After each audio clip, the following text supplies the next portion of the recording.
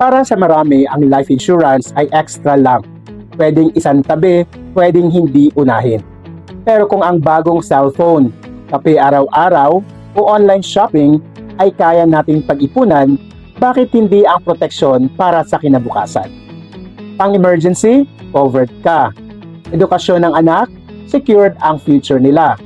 Hulog sa bahay, hindi mapuputol kahit anong mangyari. Hindi ito luho.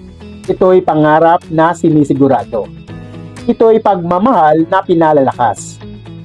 Ang tanong, ano ang mas mahalaga? Ang wants, ngayon o ang needs ng bukas? Let's talk about how you can prioritize your future. Message me para malaman kung paano. Para sa marami, ang life insurance ay extra lang. Pwedeng isang tabi, pwedeng hindi unahin. Pero kung ang bagong cellphone, kape araw-araw, o online shopping ay kaya nating pag-ipunan, bakit hindi ang proteksyon